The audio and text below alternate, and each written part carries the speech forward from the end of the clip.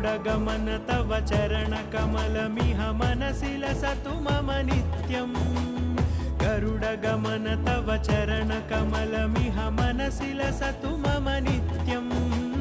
मनसि लसतु मम नित्यम् मम तापमपाकुरु देव मम पापमपाकुरु देव मम तापमपाकुरु देव मम पापमपाकुरु देव